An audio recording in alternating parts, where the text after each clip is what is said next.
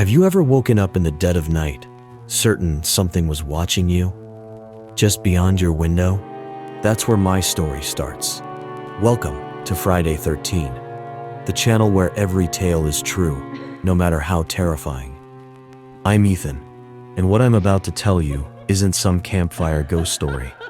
It's my reality. A shadow appeared in my backyard one night, and it didn't just stay there. It grew.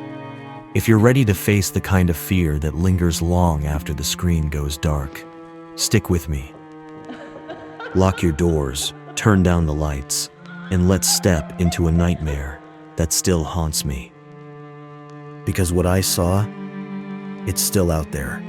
It began with a sound, something so faint, you'd tell yourself it was nothing. But what if that sound was the first warning of something waiting for you? That's how it started for me. And trust me, you won't look at your backyard the same way after this.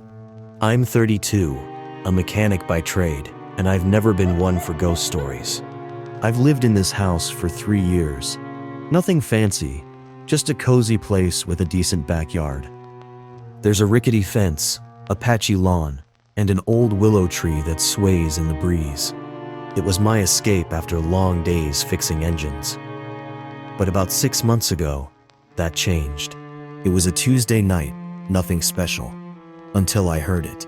I was half asleep on the couch when it came. A whisper, sharp and clear. "Ethan." My eyes snapped open. The house was dead quiet. My dog Max curled up by the fireplace. I figured it was a dream, but then it happened again. "Ethan," this time. It wasn't in my head. It was coming from outside, from the backyard. I told myself it was the wind or a neighbor messing around, but my gut wouldn't settle. I grabbed my flashlight and stepped onto the porch. The air was cold, unnaturally still. I swept the beam across the yard, and that's when I saw it. A shadow, tall and jagged, standing under the willow tree. It wasn't cast by anything. No branches, no fence posts. Just a shape, darker than the night around it. I called out, "Who's there?" My voice shook more than I'd admit. The shadow didn't answer. It just stood there, watching me. But here's the thing that made my skin crawl. What was it doing there at all? There was nothing to explain it. No light, no source. Just a shadow, alone in my yard. I grabbed my flashlight and stepped onto the porch. The air was cold, unnaturally still. I swept the beam across the yard, and that's when I saw it. A shadow, tall and jagged, standing under the willow tree. It wasn't cast by anything, no branches, no fence posts, just a shape, darker than the night around it. I called out, "Who's there?" My voice shook more than I'd admit. The shadow didn't answer. It just stood there, watching me. But here's the thing that made my skin crawl. What was it doing there at all? There was nothing to explain it. No light, no source. Just a shadow, alone in my yard. I blinked, and it was gone. I convinced myself it was exhaustion, a trick of the eyes. But deep down, I knew better. Something was out there, and it knew my name. The next day, I told my buddy Jake. He's the kind of guy who laughs off anything spooky. But even he looked uneasy when I described it. "Maybe it's a prank," he said. "Kids or something." I wanted to believe him, so that night, I set up my phone to record the yard. Just in case. At 2:47 a.m., the whispers came again. I checked the footage the next morning, and my hands shook as I watched. The shadow was back, taller this time, its edges sharper, and it wasn't alone. Smaller shapes flickered around it, like they were drawn to it. But here's what kept me up all night. Why was it growing? What was feeding it? I showed Jake the video. He didn't laugh this time. "That's not normal, man," he said. "You need to figure out what's going on." I didn't want to, but I had to know. What was in my backyard, and why wouldn't it leave me alone? I started digging into the house's history. It's been in my family since my grandpa's time, but no one ever talked about it much. In the attic, I found a trunk full of old papers, letters, photos, stuff my grandpa left behind. One letter stopped me cold. It was dated 1953 in his shaky handwriting. The shadow comes at night. It knows us. Don't look at it. My stomach twisted. Had he seen it too? Was this thing tied to my family somehow? I kept reading, and another line made my heart race. It grows when you see it. What did that mean?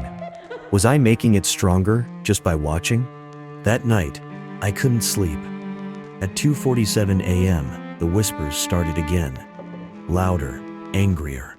I peeked out the window, and there it was.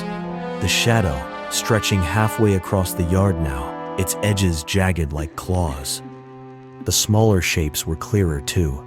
Human-like, but wrong. Twisted. I slammed the curtains shut, but the whispers followed me inside. "Ethan, look at us." My dog Max started growling, hackles up. What did they want me to see? By the third night, I was a wreck. The whispers were constant now, seeping through the walls. I called Jake, begged him to come over.